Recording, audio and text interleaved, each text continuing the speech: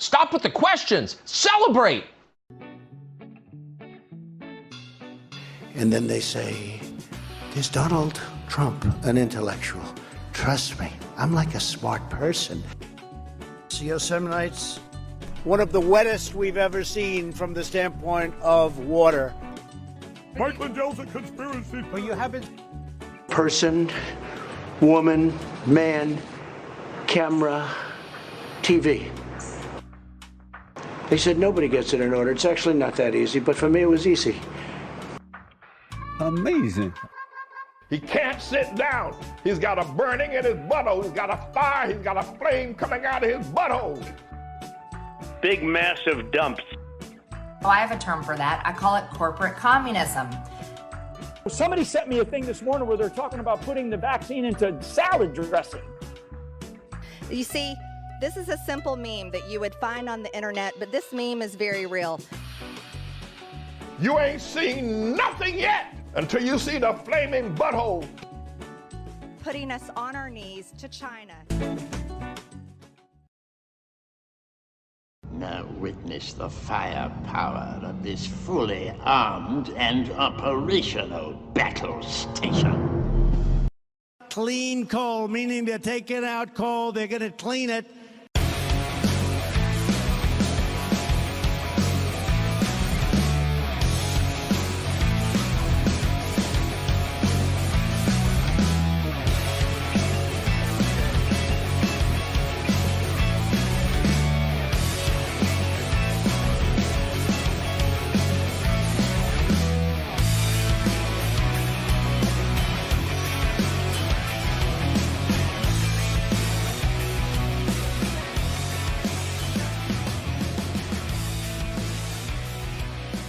Around the nation,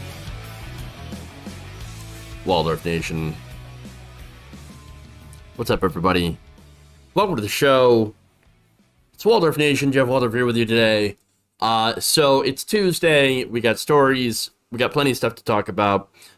Those of you listening to the live stream, a little bit late today. I'm trying to figure out what exactly is going on with a lot of things. So.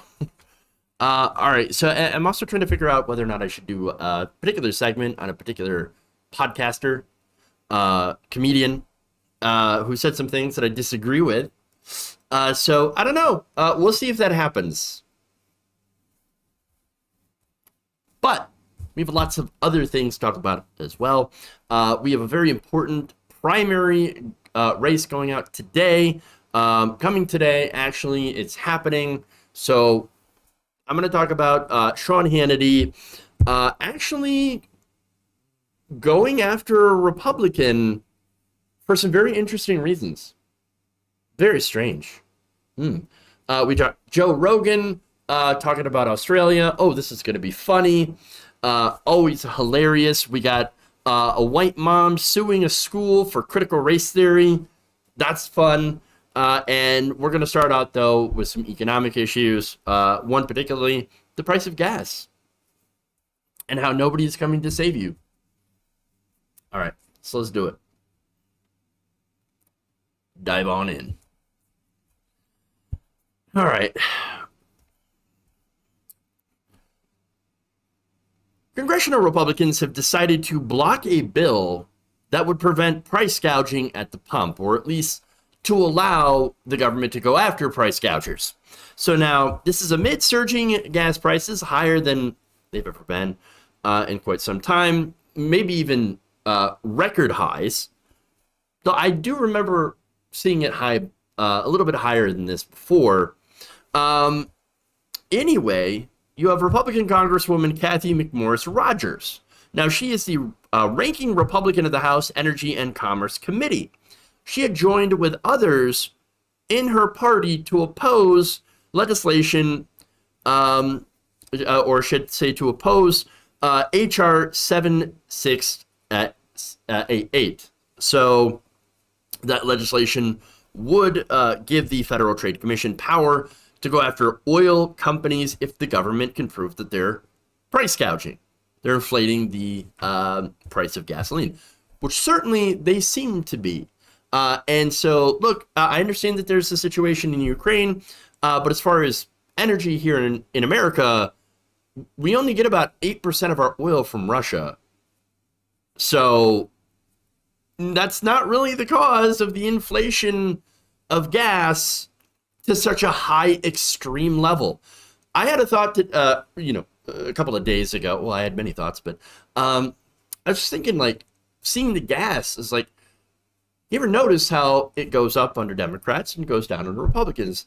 Now, some of you, if you're a conservative, you could point out, well, obviously it's because the Democrats, they're the socialists that hate government, or that hate private industry and hate coal and gas and oil. No, that's not necessarily it. Today's Democratic Party loves the oil industry. Yes, they talk about climate change. Oh, existential threat. But then they decide not to do anything about it. And so talk is cheap. And when you look at the amount of donations coming from oil and gas to Democrats, for example, Henry Cuellar gets a ton of money from oil and gas. Joe Manchin is a literal coal baron. And so, I mean, when you look, again, there are a few progressives that are pretty good on environmental issues, except that they don't have any power to do anything about it. And so, yeah, we're kind of stuck there. So now, that said, allowing the government to actually go after price gougers seems like it would be a decent idea. I don't know how much it would help, but even if it helped a little bit, well, that would be great. Now, getting back to the thought that I had, right? Well, now, what if it's on purpose? What if whenever a Democrat gets into office, oil companies go and they talk to their people that they fund in the Republicans, essentially, the Republican Party, and they say, you know what we're going to do? We're going to raise gas prices. We're just going to raise gas prices and screw over Democrats. And, of course, any possible environmentalist left-winger that might get into office, and screw them over and make sure that, in the next election, Americans vote for Republicans so that we can continue to get tax breaks, special deals, and of course to fight against environmental policy. I don't know. That's just my conspiracy theory. You could say whether or not I'm crazy for bringing that up, but it feels like something that I can't prove, but it feels true. It feels true.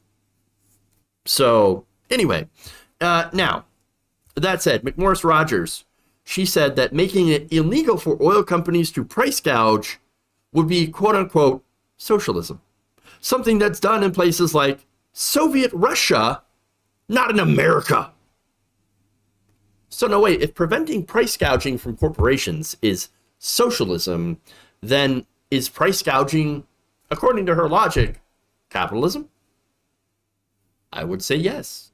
The answer, obviously, yes. And a ranking Republican is saying, yep, absolutely, we prefer it this way. We don't want to do anything about the price of gas. Now, she is now, by the way, calling this legislation the Socialist Energy Price Fixing Act. There's no price fixing in this.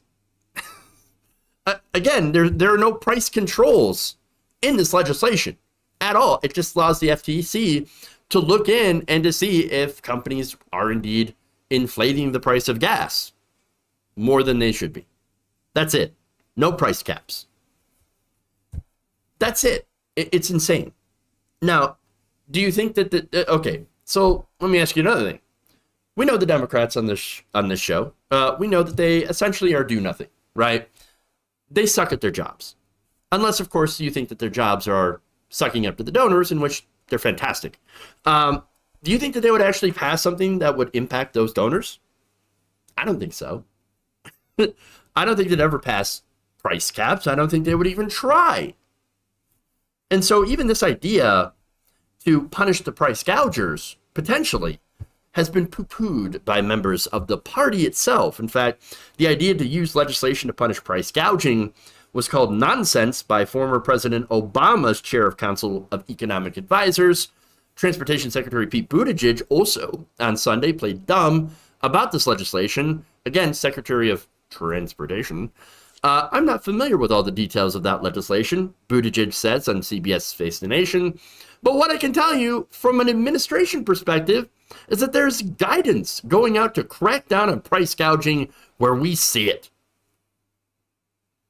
Guidance, everybody. They've got guidance. Is that a strongly worded letter from the Democrats? Because we see how far that goes. No, look, this is never going to pass the Senate. It would likely pass the House if it ever got out of committee, which it might. They're going back and they're saying that they're going to beef it up. Oh, okay. Well, that's still not going to prevent Republicans from blocking it. But all right, if it actually does get out on the floor, it'll get passed by the House, but it's never going to get past the Senate. Why? Because you got to clear a filibuster, 60 votes. Democrats refuse to get rid of the filibuster, and so it's never going to pass. At the end of the day, none of this is, nobody's going to do a goddamn thing about gas prices. And besides, look, corporate Democrats also would join with the Republicans to, for some reason, they'll come up with a reason to tank the legislation. And again, there's no question, there's no assurance that this bill would even reduce gas prices significantly. And you can bet that if there is a version of this that does go through Congress, it's probably not going to do a whole lot. And the reason that, by the way, these gas companies, fossil fuel companies, have raised their prices because they're trying to recoup profits that they had lost during the pandemic when people were not driving. So, now, that said, I do know what would eventually do something about gas prices, and that would be to get off fossil fuels, period. I mean, and again, I understand that this is going to take quite a long time. We're looking at like a long time for implementation, even assuming you could pass it today. But still, you should do it. Pass a Green New Deal.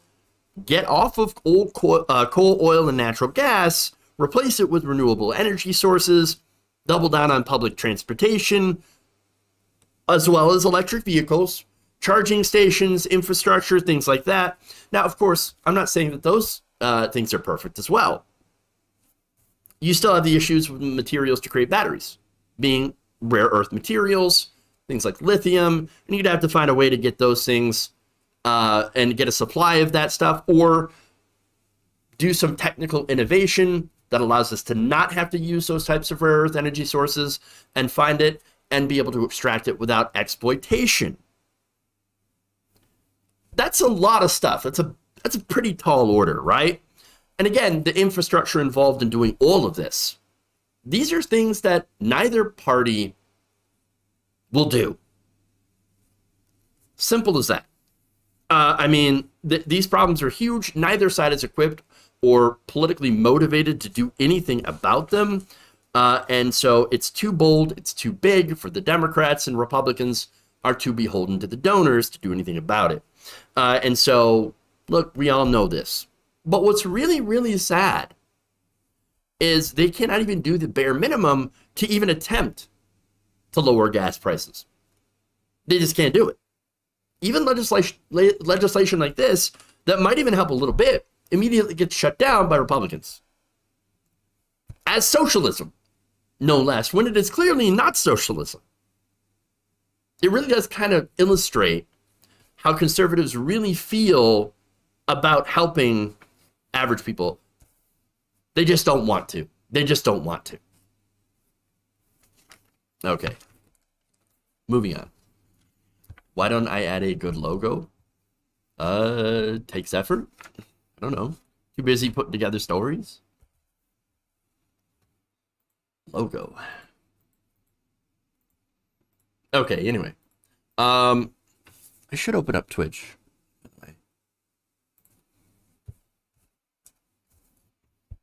Okay. Let's move on to the next story.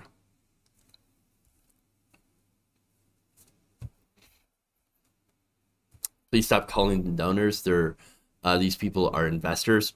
Or I could just call them owner donors, because that's what they do. They own the politicians. All right. Fox News host Sean Hannity is on the warpath against a candidate named Kathy Barnette. So now, I've never heard of Kathy Barnette. She is apparently a Republican primary candidate running in Pennsylvania. So now Pat Toomey is giving up his seat. He's retiring. And so in the race to replace him, you have Dr. Oz and a hedge funder named David McCormick. So now the race was just those two for a minute. And then here comes Kathy Barnette. Interesting. So now Oz has the endorsements of both Sean Hannity and former President Donald Trump. But again, here comes Barnette, that has surged in recent weeks in the polls. So now, look, Hannity's been honest about who he backs. He's like, yeah, I endorse Dr. Oz. Donald Trump endorsed Dr. Oz. That's my guy. So it's not a surprise that he's going to go after Dr. Oz's opponent. But what's surprising me is how? Take a look. Recently, another GOP candidate has drawn a lot of late attention after only in the last week to 10 days rising in the polls seemingly out of nowhere. She hadn't been vetted up to this point. Kathy Barnette is now facing a massive and evolving scandal over her past beliefs, her past comments, her past tweets, and her actions and inconsistencies that she seems unwilling to answer.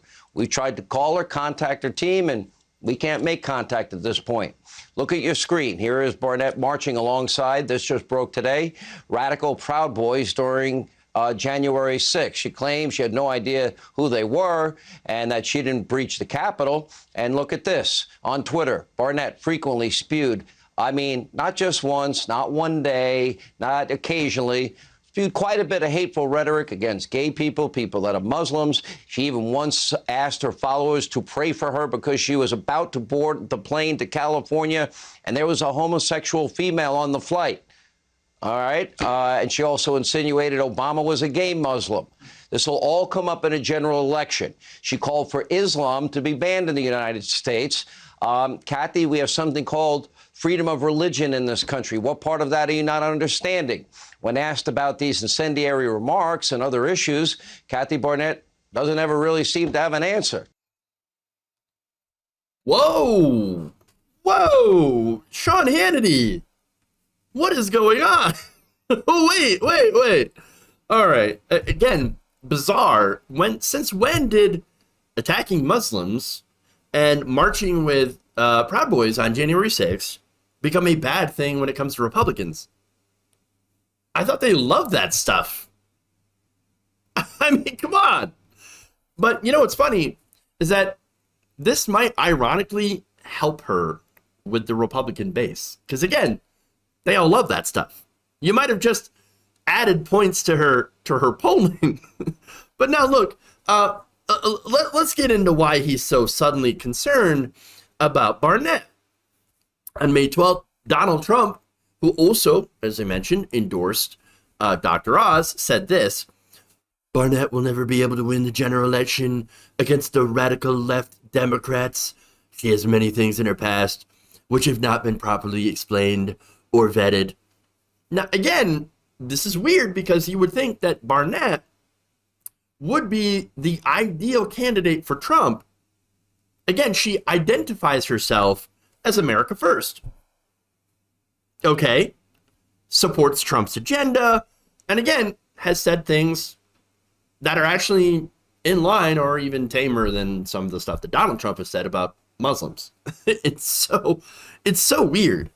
Now, in response to Trump's statement, Barnette responded. She said, sounds like the president knows what's going to happen on next Tuesday. We now have that opportunity where the people are making their voices heard on what kind of leadership they want. And they don't want to be spoon-fed globalists, as many influencers within the Republican Party are trying to sell us. They want a real conservative. Interesting. So now, look, my analysis on this. For one, as some of you point out, she's black. That's definitely a point against her. At least when it comes to Trump and Hannity. That said, Hannity might also, when you look at the race, I think he's afraid that the base is going to be split between her and Dr. Oz and cause him to lose to the hedge fund guy. That hedge fund guy, McCormick, is going to get crushed by Fetterman. Fetterman is polling really, really well. He's running as a left populist. He has actually a pretty good chance of winning, in my opinion. Now, what might help Barnette, however, is that she claims to be against trading individual stocks while in office. So she claims to be against corruption, right? I don't think that's true. But again, I don't know. But if it's one thing the Republican base doesn't like, and I got to give them credit for that, is they say, well, we don't like corruption. They're just wrong about who's doing it. Again, both the Republican and Democratic Party bathe in corruption. Washington bathes in corruption. They only think the Democrats are the ones that are doing it. Ridiculous, right? But look, there's other stuff that they love about her too. Hating gay people, obviously. Forced birth, they love that. In fact, in a 2010 essay published online by the Canada Free Press, she argued that the gay rights movement sought domination and should be thwarted. Quote, make no mistake about it, homosexuality is a targeted group in the Bible, right along with cheats, drunkards, liars, foul-mouthed extortionists, robbers, and any other habitual sin. Uh-oh. Look, if it's one thing that Hannity and Trump do enjoy, it is the corruption. Trump loves to rob the people. And again, corruption isn't a one-sided thing. No, everyone engages in it. Again, you look at the Stock Act, for example. Nancy Pelosi, Kelly Loeffler, Mark Kelly, again, a mix of Democrats and Republicans. Nearly 60 of them all have violated the Stock Act. And so, look, it's the corruption, right? That said, another thing here that's pretty interesting is Hannity's true thoughts about January 6th. So now, look, we know what Hannity has said publicly, but we also know privately from his text to Mark Meadows. During the riots, Hannity had begged Mark Meadows to tell Trump to call off the mob. He said, can he make a statement, ask people to leave the Capitol, ask people to peacefully leave the Capitol. After, and by the way, there were numerous messages leading up to January 6th, them saying, hey, I don't like where this is heading. I don't know where this is heading. I don't like it. Make sure that this is a peaceful event. And on January 10th, Hannity said he was not sure what is left to do or say to stop Trump from talking about the election. Guys, we have to clear a path to land the plane in 9 days. Hannity wrote to Meadows, as well as Jim Jordan. He can't mention the election again, ever. I did not have a good call with him today, and worse, I'm not sure what is left to do or say, and I don't like not knowing if it's truly understood ideas. So, again, that's how he felt about January 6th. In private, he was mortified. Hannity is basically, I don't agree with a damn thing that, he believes in. But I do think that he is a true believer in the right wing. Take that for what you will, right? But he was very horrified. But then he also knows that publicly, I had to downplay it. I got to downplay it because guess what? Those are my people. That's my base. And I've got to do a little cover for them. And so now, that said, he hitched himself to Dr. Oz. And of course, in so doing that, slamming Barnette makes sense. She was there. She literally bragged about it. She said, as a law-abiding American citizen, I had every right to go to a rally in support of my president. That is what I was doing there. We had a wonderful time. We prayed. We listened to what the president had to say. We hung out. We walked and sang songs. And then we got on our bus and left and came back home. Again, she was marching with the Proud Boys. When asked about that, she said, oh, well, I didn't have any idea who they were. I didn't know they were Proud Boys. I just don't know. The media is smearing my name and sowing the seeds of disinformation in order to suppress my vote and steal this election from me. Well, suppressing the vote from a black woman, well, that's kind of what Republicans do. You didn't know that? No. But again, I think the main takeaway here is they're afraid that she's going to split the vote, that she's going to be a spoiler and allow a Democrat to take it off, to win in a general election. That's what it is. This is why Hannity, a day out from the election, is suddenly like, oh, turns out she hadn't been vetted. Oh, look, she's a black woman. That yes, she hates Muslims. Oh, because we care so much about Muslims here on the right wing. Really? Again, I have a feeling that this entire thing could help her more than it hurts her. Because even Sean Hannity might have underestimated just how hateful and horrible members of the Republican Party are. And I'm talking about the base. So, we'll see. We'll see.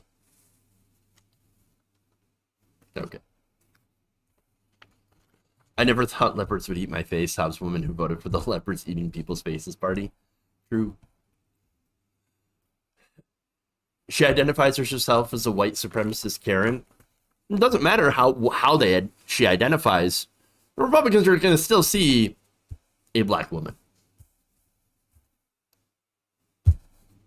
Okay. Let's go to Joe Rogan.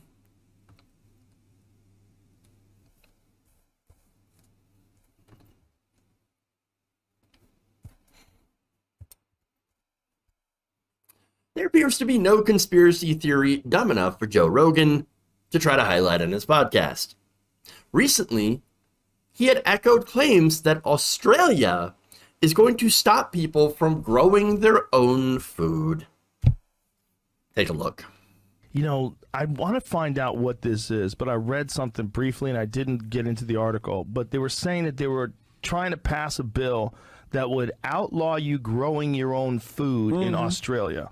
Oh, my God. Did you read that? No. It was a part of Australia. I think it was New South Wales.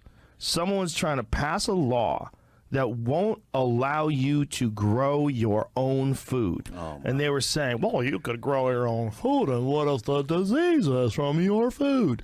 It infects the population, kills us all. Oh, we can't have that. Oh, they pulled that card. I want to know what their justification was, but I'm pretty sure it had to do with like agricultural contamination or, you know, like, I mean, you could justify it if you're a real piece of shit. You could say, well, you know, most pandemics have come from agriculture, animal agriculture. We can't have unchecked pig ownership. That's not fair. We can't if you're growing vegetables. What if your vegetables have ergot in them and diseases? Fucking creeps, man. These fucking creeps, they got a good grip on people during the pandemic. They locked everybody down in Australia, and then, you know what? We got to stop these motherfuckers from growing their own food, because that's how you fucking smoke out an anti-vaxxer. Make you can't even go to the grocery store anymore, and you can't grow your food. No, dependent. Take that shot, bitch. You had to turn it into an anti-vax thing. Did you know you couldn't grow your own food in Australia? That's how you get to the that's how you get the anti-vaxxers out. What? What? No, the guy is so desperate for a crumb of real oppression. Oh, please oppress me, Daddy, so that I can make more content for anti-vaxxers. As if you're not already rich enough from clicks and views or your Spotify deal. Multi-million-dollar Spotify deal. Look, that anti-vax grift, that is real. That is real. And it's lucrative. You make so much money off, doing anti-vax videos. Do you know how easy it would be to sell out? Super easy. I could get millions of YouTube followers in a very short amount of time if I decided to completely abandon all facts and logic and reason. I mean, seriously. It's the algorithm. It's almost like it rewards being deeply irresponsible. Now, speaking of factual information. So now I want to show you how Rogan was basically disproved by 10 seconds of Googling. Take a look. Did you find anything? You are now dependent upon the state. Passes bill. I mean, I know what to look for. Nothing is coming up. The closest thing I could find was something like this. That's not New what food. No, it's not. saying. It's not New Zealand. It's in Australia. I know, but this is close. New Zealand is like right around the corner. Could have. It's got to be a real thing. It seems too good to not be. It's obviously. I typed in outlaw growing food in Australia, and not a single thing comes up. Hold on. Except for that, which was a false thing. Growing your own food. They want us completely dependent. Yeah, I can't find it either. On, Damn it. It better not be fake. It might be fake. But even if it's fake, right? Like the fake is usually the warning. Better not be fake. Better not be fake. Oh God, it's fake. I love the cope at the end. I mean, that doesn't mean that it's not fake. Based on what? There's no evidence. No evidence. Look, this is somebody who desperately wants to be right and cannot handle being proven wrong. Now, let me show you the source for this. The start of the entire conversation, right? Let me show you the source. It's a tweet by real Carl Vernon. Australia is passing a bill to prevent people from growing their own food. Totally normal. Huh. Weird. Basing it on a tweet. Now, Carl Vernon, by the way, look, I hadn't heard of this guy before. I looked into him a little bit at his Twitter account mainly. I did more research than Joe Rogan did, even doing that little. And it turns out that the guy posts some weirdo COVID conspiracy stuff, a lot of stuff about Bill Gates, and then, of course, there's some fun, climate denialism.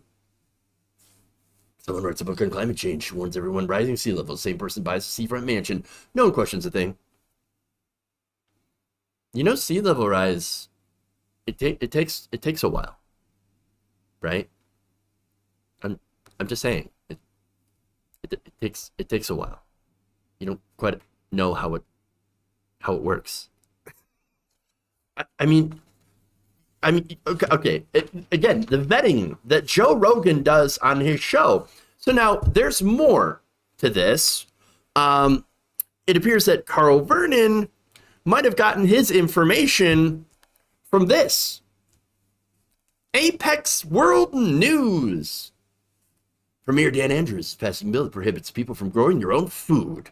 The Agricultural Legislation Amendment Bill 2022 has had its second reading in Parliament. Biosecurity is stated for the reason for the changes. Now, I looked up Apex World News.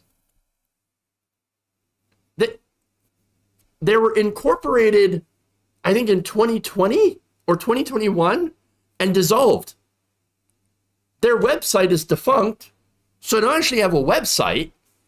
And then you go to their Twitter, and they're one of those weirdo breaking news, scammy, sometimes sharing fake news or just sharing videos of random stuff, of news stuff.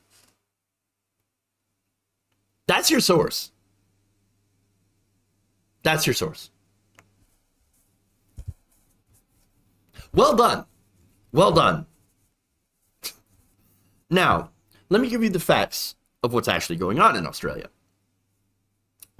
Which again, simple search, 10 minutes, we could actually figure that out. What's true? The bill, which had a third reading in the Victorian Legislative Assembly, was created to make amendments to 11 separate acts to deliver improvements across biodiversity and food safety, veterinary practice, agricultural chemical use, among other purposes, according to Victorian MP Kat Theophilus' official website. The bill prohibits sale of diseased plants and pest animals, but does not make any mention of outlawing the growth of one's own food in any capacity. A Victorian government spokesperson then told Reuters, no one will be prevented from growing their own food as part of these changes, adding the bill was designed to support agriculture and safeguard food safety and security. Another debunked claim that they were talking about, that they referenced here, is New Zealand, that suggested that New Zealand's Food Act of 2014 had outlawed the human right to grow food, and again, that is not true. Professor Paul Martin, director of the Australian Centre for Agriculture and Law, also told AAP Fact Check there's nothing in the Australian bill to prohibit individuals from growing food. What the legislation does is provide a way to of dealing with potential biodiversity issues and invasive species problems that have emerged or could emerge. Some of these are serious, real threats, and laws are being tightened in response to make existing controls easier to enforce. He said in an email. That same person, by the way, said, could I say the conspiracy theorists are totally wrong and that these laws can't be abused? No, because virtually any policing power might be abused. Fair enough. But is it going to happen? Australian courts are generally very protective of the rights of citizens and generally resist government agencies that try to abuse legal powers. Which is why I think there is no practical risk of the laws being used to prohibit domestic vegetable or fruit growing unless the plants posed a genuine biodiversity risk. I believe that it would be politically impossible, if nothing else, for the legal powers to be abused in this way. But there is more.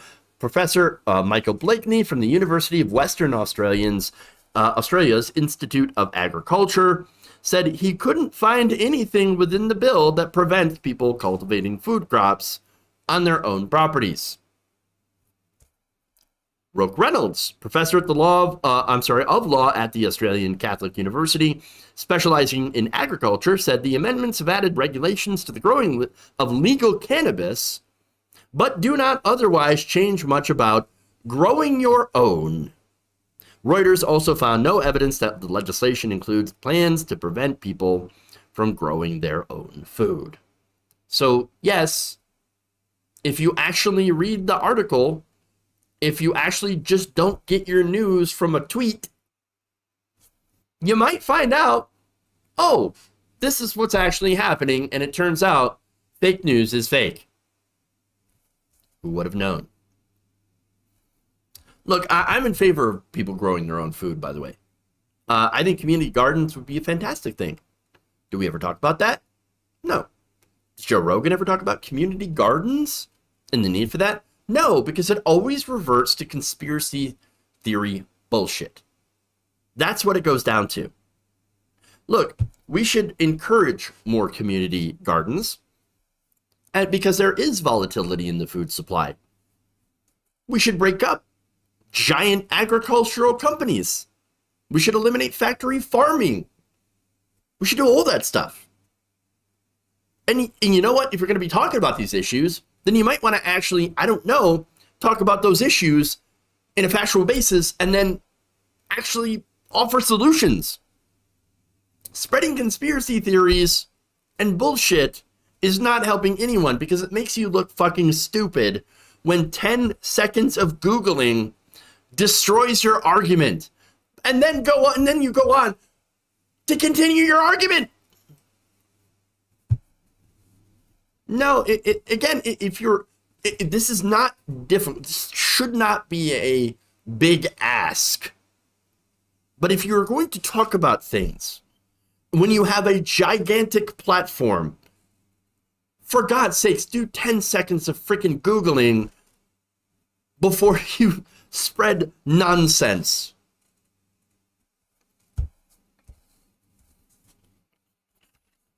Jesus.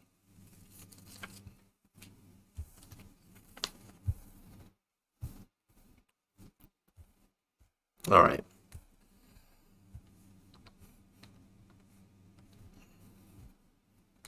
Moving on, let's do it. Let's go to the criticals race theory.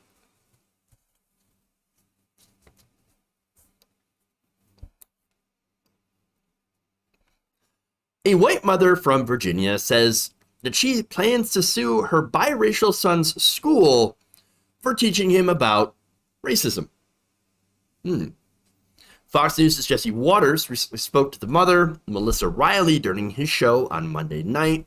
Riley told the Fox News host that her son's father is black and that she is white, and now, as a result of education, he's now having issues with race. Take a look. All right, so Melissa, your son is the father's black, you're white, and he'd never mentioned issues with race before, you're saying? What exactly changed? Right, we didn't have issues before. He's in 8th grade. They introduced this critical program, and now he's having racial issues that was not there before. What kind of racial issues is he having? Well, he's seeing himself just as a black man. He's seen things that don't go his way as racism, and he's finding safety in numbers now.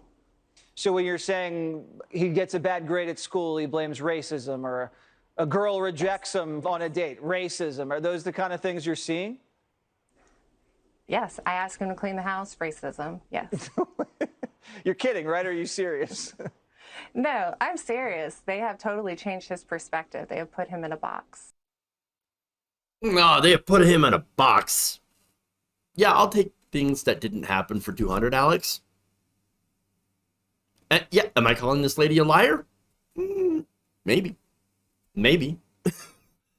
I'm just going to guess that she is not being completely honest about her experiences. I'm just saying. For one, critical race theory, or whatever she was talking about, this critical thing, yeah, that's what it is. Yeah. It's not being taught in school. How do I know? Well, according to an earlier lawsuit filed by the Alliance Defending Freedom, which is a conservative group, they argued that the school district's anti-racist program is part of critical race theory and contravenes the state's constitution's equal protection and free speech clauses. Oh, really? Okay.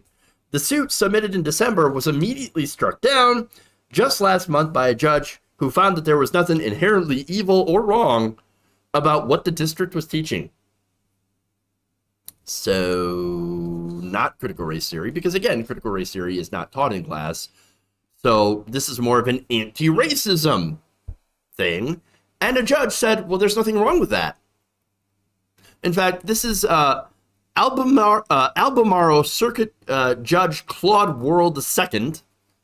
He said at the time, I think it happens during education that certain people are made to feel uncomfortable about history and their place in it. Oh no! How dare people make you feel uncomfortable? And understand that's what the entire pushback against so-called critical race theory or any type of anti-racism education in school is. It makes certain people, i.e. racists, uncomfortable to learn about this history. Now, the ADF is also backing another lawsuit filed by a former assistant principal that alleges that the school board had harassed her after she expressed concerns about the school's anti-racist teachings. Harassed, that's a very serious charge. I wonder what kind of harassment. Calling her wrong or pointing out that, hey, if you're against anti-racist policies, what does that make you? It might make you racist. But now, going back to her. So, a couple of things stood out here in the ridiculousness of this entire thing. Such as, I can't believe he's identifying as a black man. Okay, and what's wrong with that? And then, now he's finding safety in numbers. Oh, meaning he's finding black friends. What's wrong with having black friends? I don't see a problem with that. Unless, of course, you think that black people, black kids, and black families might be a bad influence on your son, but why would you automatically believe that if you didn't have some sort of inherent bias against black people and or their culture? Again, why would you go to that conclusion unless you already had some preconceived notions? And why is identifying as a black man a bad thing? Unless, again, you think that there might be something wrong with black people. I think there's something going on here a little bit more than just problems with the school. Okay? Now, later on in that segment, Waters asked Riley what her son's father, who is African American, thought of his son's behavior and the school curriculum. She did not have an answer other than saying, "I'm a single mom, so I am teaching him everything." And there it is. Hey, at least in my, perspective here, I'm gonna go on a limb and suggest that this might have nothing to do with critical race theory at all. Again, not being taught in K through 12. I'm gonna speculate that, again, the kid's a teenager now. Teenagers tend to act out a little bit, right? But also, he is discovering his identity as a black man. Again, I don't think there's anything wrong with that. But she seems to think that there's something wrong with that. And so maybe you got to look at why. Could be that the father's not in the life anymore. Maybe she's a little angry at the father for not being there, being a single mom. I don't know the situation. But it seems pretty clear that she does not like him identifying as a black man. And that's certainly some racism there. Yes, you can be racist and be married and have a relationship to a black person, or friendship even. I've seen that before. Just because, and by the way, just because you're racist also doesn't mean you won't smash, which is obvious in this case. Now, the other thing here is wanting to jump on these lawsuits because, well, I guess there's a couple of other reasons, right, that you can look at. For one, she just might think that critical race theory is bad because somebody told her that it was bad. Again, critical race theory, for the third time, not taught in K through 12. It is taught as a graduate level course in colleges, certain colleges. And what it is that it's not a way to make white people feel bad. No, it's a factual explanation of institutional racism. And what it does is challenge people to look at the racial injustice in America as not just isolated incidences of individual bias, which we see. Now, another thing of critical race theory is that it challenges colorblind laws and policies. Now, that is something that I think that they're kind of afraid of looking at. Now, what that means, colorblind laws and policies, it means that basically laws that are written without acknowledging any sort of pre-existing racial imbalance, because then you'd actually have to admit that there is a pre-existing racial imbalance. So you'd have to do something about it. So let me give you an example. The GI Bill. I like the GI Bill. I think that was a good idea, right? And I think it helped a lot of people. But most of the people that were helped, if you look through history, were white people. So now, for example, Columbia University political scientist Ira Katz Nelson looked into this, wrote an entire book on it. Affirmative action when affirmative action was white. That's the title of the book. And he pointed out that while the letter of the law did not favor veterans of one race or the other, in practice, there were things that prevented Black Americans from getting their share of the benefits that they had earned through their military service. So again, we're talking about military service here, okay? And the GI Bill is supposed to be there to allow you, after your service is done, to have these benefits. Now, why did Black people not get their share of benefits then? Well, for one, the bill was administered by the states and not the federal government. Now, that allowed Southern states to kind of herd Black people into underfunded HBCUs where they might not get as much of a quality education because they were literally starved of funding and resources by these state governments. Another example, the job training part of the bill. The program's administrators, most of them white, also tended to steer black veterans away from higher paying jobs in carpentry, woodworking, photography, and electrical work, and instead toward training programs towards, or should say, for lower paying service jobs like dry cleaning or tailoring. And one of the bigger examples here, one of the more well-known, is the redlining. The GI Bill would allow veterans to get home loans with low down payments, and they lower interest rates as well. And the thing is that the GI Bill relied on banks to get this done, to actually do the loans. Well, many banks wouldn't loan to black people, and the ones that did practiced redlining, meaning only giving African Americans loans for homes in majority black neighborhoods where you had lower property values. When there's lower property values, again, one of the biggest investments that you could make that actually guarantees generational wealth is investing in a home. Now, if you have a lower valued home because of the neighborhood that it's in, and you were pushed towards that area and pushed into lower income jobs, which again, lower income, don't get as much in your loans for homes, etc. All that stuff really plays into it, each other, right? It's all connected, it's all linked. And so you had this situation where you had these inequalities that were created and exacerbated in a program that was supposed to help everyone equally. Okay? So when you fail, and this is what Katz-Nelson talks about, failing to provide for existing inequalities leaves room down the line for people to enforce the law unevenly. The end result is what Katz-Nelson describes as affirmative action for white people. And that's exactly what's going on. Now, this is not because Congress wrote the legislation intended to disenfranchise people of color. No, again, the program was a good program. And it did help a lot of people, but they didn't take these inequities in mind.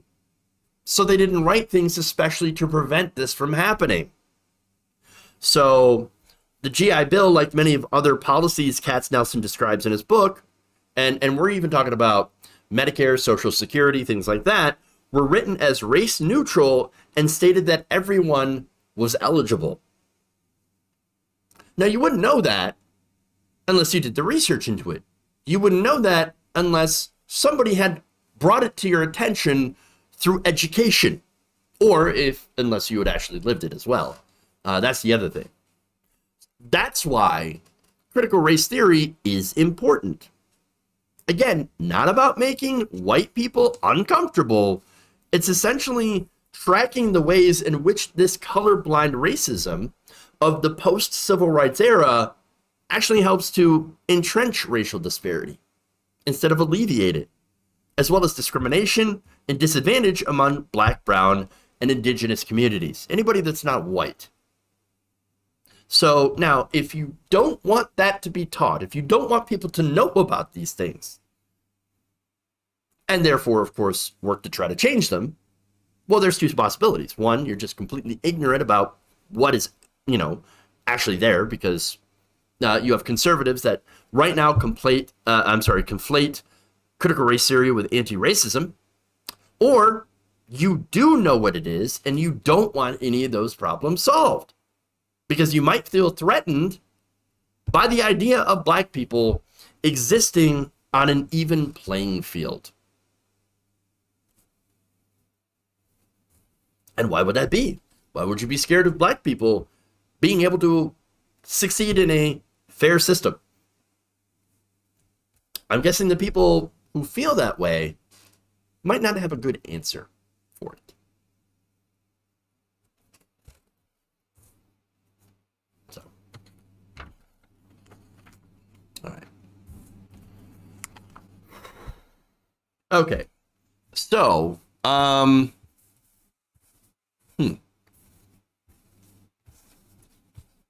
There's that. All right, so I'm gonna pose a question for you all. I've tried not to weigh in on a certain comedian. I've tried not to talk about it. I don't really like getting into interpersonal fights, but there's something that was said that not a fan of. Not a fan of. So I am wondering if I should open fire, so to speak. Because there is something, again, there's some criticism here of a YouTuber. Again, and I generally don't like to get into it. But there's a video statement that was put out that I don't agree with. And I'm wondering if I should do that segment. If I should fire the torpedoes.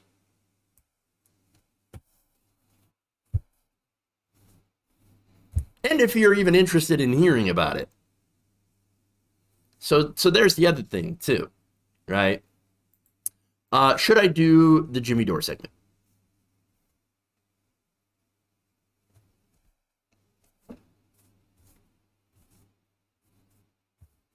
Totally up to you. Yes, go ahead. Let's see. Let's hear it. Sounds like you feel the need to be heard. Yes. Oh, wow. I'd rather you not, says Hespoom85. Do it. Yes. Go for it. Okay. Alrighty then.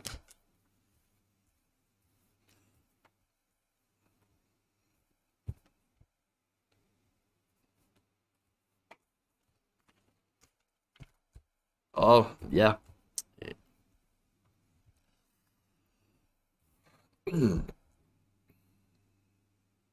What, people calling me gay because I've never had a girl? Whoop. Let me actually put the right video in there first. So let's hold on here.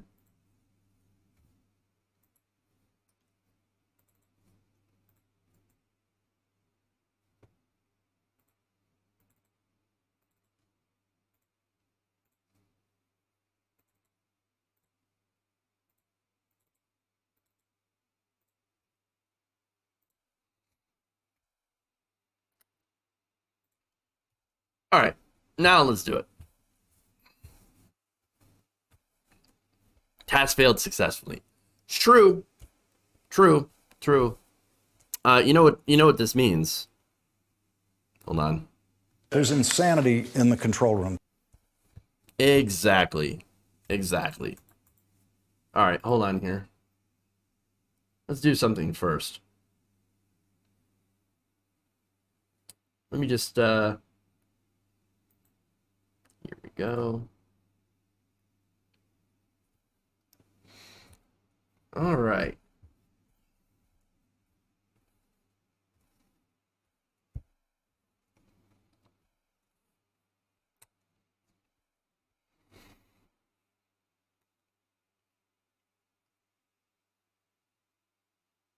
So what were they really afraid of with Trump? They were afraid he wouldn't do this. That's what they were afraid of. They were afraid he wouldn't go along with them. Because he didn't come up in the Republican farm team. He didn't come up in the organization. He didn't have groomers, Trump. Trump didn't have donors for his whole life like everybody else. He was a donor. So he didn't owe favors like everybody else. They couldn't control him like they could control everybody. So what they did was they concocted Russiagate, red baited him for 4 straight years, and impeached him twice. Because he didn't have his mind right. So if you were the anti-war person, you should have voted for Trump and the Republicans. That's what this means. If you're pro-war, you vote for Joe Biden and the Democrats. So that was comedian Jimmy Dore telling his audience that Republicans, not so bad. Maybe you should have voted for Trump, if you're against war. Now, look, I'm going to disagree. I've had disagreements with Jimmy Dore, and, I've tried to stay out of it, with different hosts fighting each other, and I generally try to stay away from the drama. But, like, if you're telling people to vote for Republicans because they're anti-war, well, that's nonsense. I disagree. It's the same Republican Party under Trump that, while in the majority, continuously voted to increase the military budget. You've got videos of Donald Trump saying, I'm the most militaristic person you could imagine. I know more than the generals. I know the military. We need to rebuild our military and get even more people, even more money into the military. Okay, disagree. So now look, the numbers. As of 2019, Donald Trump had grown the defense budget by over $133 billion over Obama's defense budget. Now, that said, look, I'm not saying that the Democrats also haven't increased the defense budget. Yes, they have. Biden has increased the defense budget. And so if you want to be critical of the Democrats for that and say, hey, look, the Democrats increasing the defense budget, here we go. That's fair criticism because it's factual. It's factual. Now, and look, here's the thing about the United States and both political parties. They are both captured by the military-industrial complex. We know this. We know that there is a very weak anti-war movement in the parties. There are very, very few on both sides that are talking about anti-war, and very, very few of those that actually mean it. And look, Jimmy gives credit to Marjorie Taylor Greene for calling out the $40 billion to Ukraine. The thing about that is she is not anti-war. She's literally invested in Lockheed Martin stocks. So she's making money off the war. Seems a bit hypocritical here to be calling it out and also making money off of it. Okay? And so, look, I don't quite understand why Jimmy is now saying, you know what? It'd be better to just vote for Republicans if you're anti-war. No, if Jimmy, if you believe in your third party, right, then you would have told people, don't vote for either of them, then vote for your third party. Then at least that would be consistent and be credible. Now you're just saying, fuck it, vote MAGA. It would have been better. No, it wouldn't have. And again, I'm going to have more evidence of that, later on. But first, let me show you another video here of Jimmy explaining his new position. That's all that. That's Republican, right? So what has happened here, in case no one's noticing, the parties have flipped when it comes to foreign policy. The Republicans used to be crazy war hawks, and you associate war hawkery with a right-wing position. Now the Democrats are the right-wingers, and the Republicans are the anti-war lefties.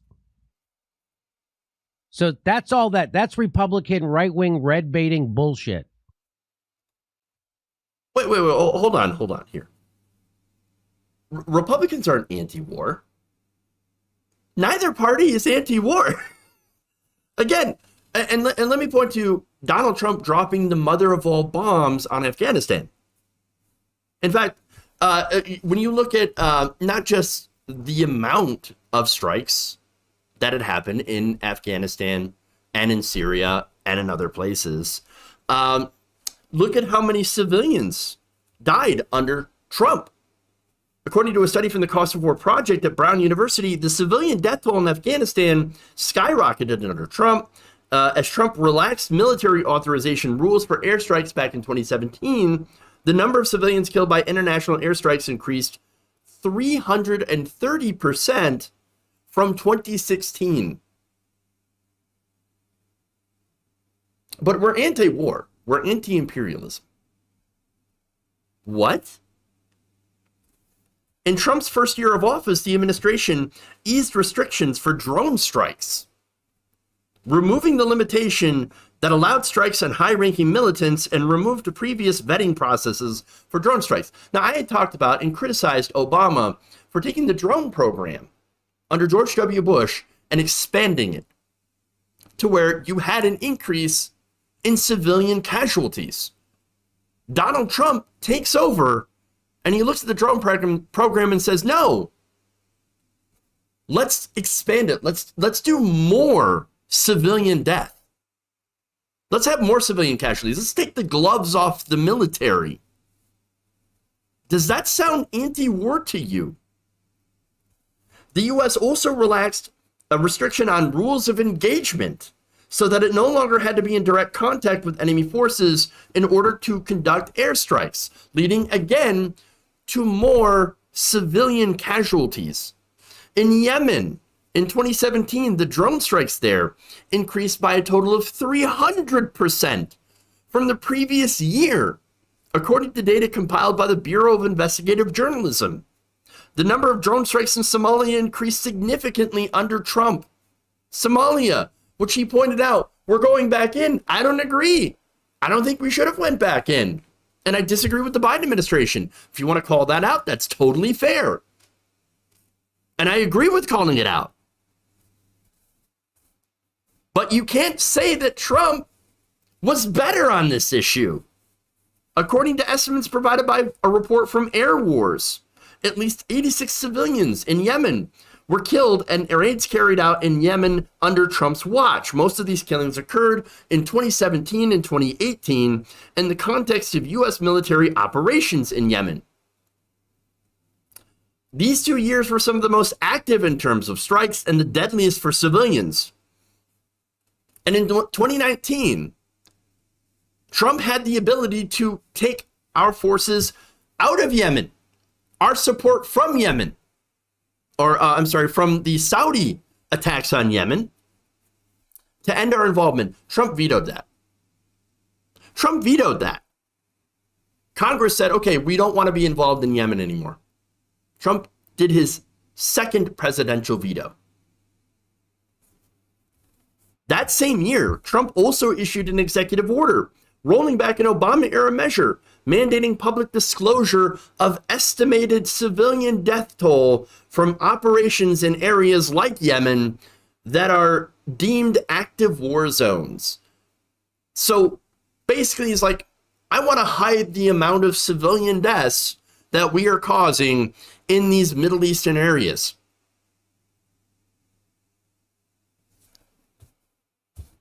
Trump also nearly got us into a war with Iran by assassinating Iranian General Soleimani, and then ripped up the Iran deal before that, making it more likely that we would possibly get into a conflict with Iran. None of that feels anti-war to me. None of that feels anti-war. Now look, if you want to point out that foreign policy under Democrats has been terrible, I'm all for it, 100%, and I agree. I also agree that it has not been great under Joe Biden. Now, I have given him credit where he pulled out of Afghanistan. He followed through with the Trump plan, and I gave Trump credit for that too. Fair is fair, and we do fairness on this show. We talk about what is factual, what is correct. I can also point out that, yes, Donald Trump did not start any wars. Joe Biden hasn't either. What happened with Trump is that he inherited these conflicts, and guess what? He decided to make these conflicts, instead of ending them, made them more brutal and killed more civilians. Is that anti-war? Is that anti-war? And by the way, he also appointed to his administration two of the most ghoulish people you could imagine, Mike Pompeo, John Bolton, whom Trump, of course, later fired, but not because he was,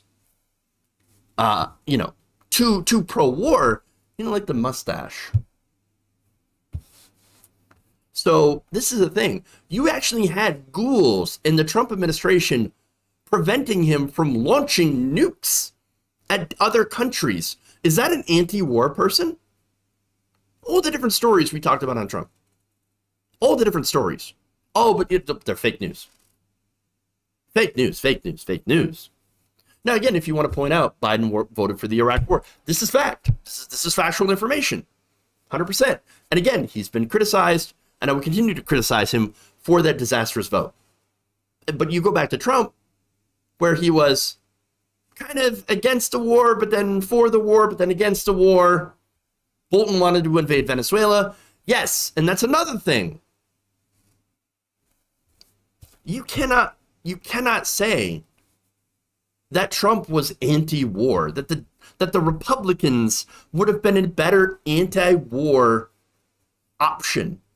No, simply not factual. Again, what we have is, unfortunately, a lack of an anti-war party. I concede that we do a hell of a lot of imperialism, and that's bad. We should all be against it, of course. And we should have a strong anti-war movement. But an anti-war movement that is strong, it shouldn't be based on lies. Shouldn't be based on false information. You have to be factual. You have to talk about both sides. And by the way, talking about going back to Biden and drone strikes. Well, Biden is now in control of the drone program, and what has he done? Nothing. Nothing about that. He chose Avril Haines to lead the U.S. intelligence agencies. Haines was one of the architects of Obama's drone policy. Joe Biden has also forgotten to do anything about Yemen. So he's had a chance to pull U.S. involvement from Yemen. He hasn't done that. And so all of that is fair criticism. But if you're only going after one side and trying to promote the other side as, oh no, these guys, they're totally anti-war because the party's flipped. And that is not factual, Jimmy. That is not factual. You are misleading your audience. You're doing them a disservice. You want to be a truth teller, then tell the truth. There's plenty of blame to go around to the Democrats. But you can't just pretend that Republicans are better. It's all wrong. It's all wrong. Again, if you're going to criticize both sides, criticize both sides, for God's sakes. I said a few days ago, lefties are pretty terrible at talking about foreign policy. We should be talking about it more. We should absolutely be addressing it more. But what Jimmy is saying is, no, it's the right wing, it's the MAGA that are the lesser of two evils. And even went on to say, what are you going to do? Vote for Joe Biden or someone like Ron DeSantis, who's starting to look more appealing to him?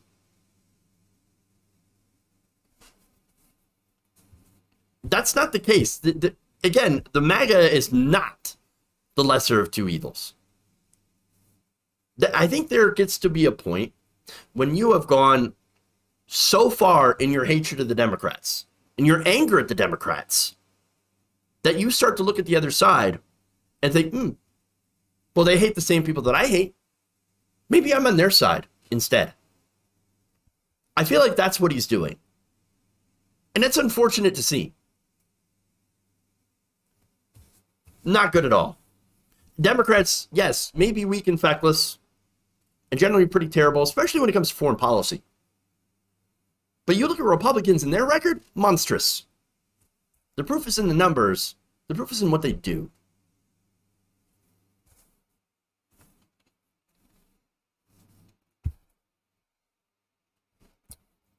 All right.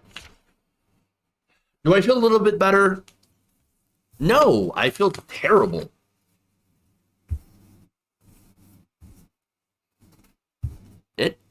It fucking sucks. Apparently, Trump was ready to go to war with Mexican drug labs. Labs? How do you go with a war with a Mexican drug lab?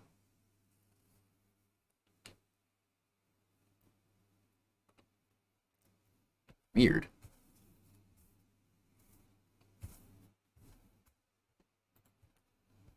His audience is mostly Republicans now.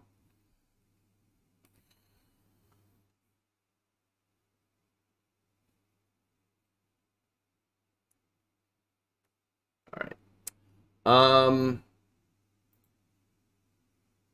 Let's go to Super Chats. Which I'm sure there are a few. So thank you for that. No, and the worst thing too is like, you know, there's going to be massive amounts of pushback. And so, you know, that's going to suck. But I got to be honest about it. About how I disagree.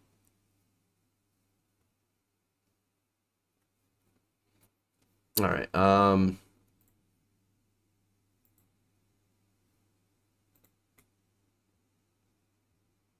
Let's see. Danko Beckles says, I'm running for senator of New York in 2028 to replace Chuck Schumer. I'm so tired of him and Hochul handing New York to neo-Nazis. Says Danko Bango. I'm banned off Twitter for making fun of Jimmy Dore's Nazi followers. They're all crackers because they believe in violent ideology. That's something to look forward to. Spin me a sale applause. Is do it. All right. Elwell says, in 2016, I was inspired by Jimmy Dore's anti-war sentiment and the passion he had for it. I'm so disappointed in his pivot. Yeah, that's what's the disappointing thing, too. Because I haven't always agreed with what he says. In fact, I've disagreed quite a bit on things, but I at least believed that he was coming from an I should say coming at it from a good place, right? I don't think so anymore. I guess I'm not exactly. I don't know. I don't know what's going on here. Giving you a truthful analysis isn't the same as getting snarled in the YouTube feuds. Still, it's criticism, and there of course will be pushback for it. Of course. But again, I'm criticizing it in the merits here.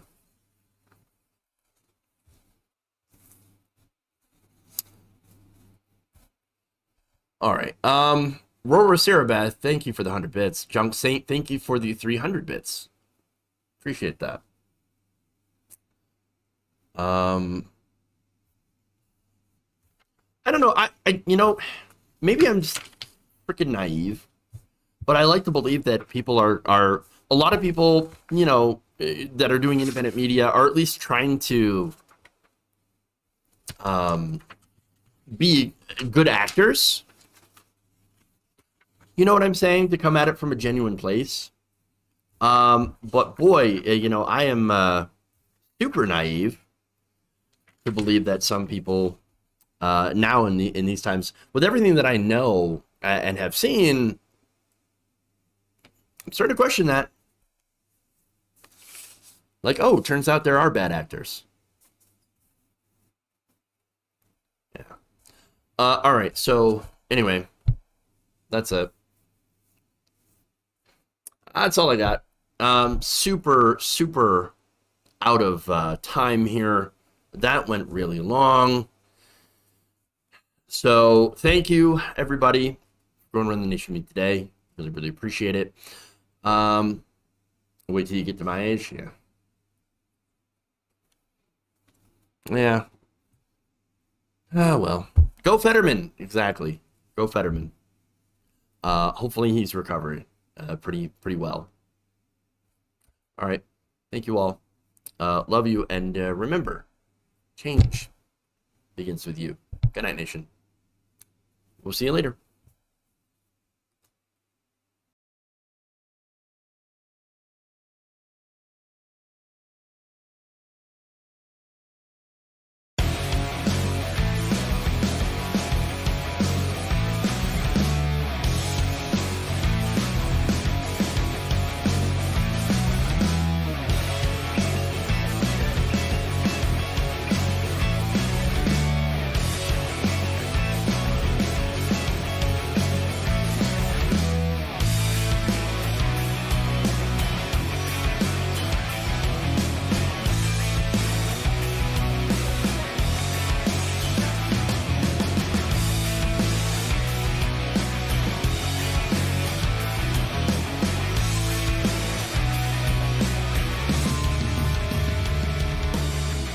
You're kicking me out the door. You're kicking me out the door.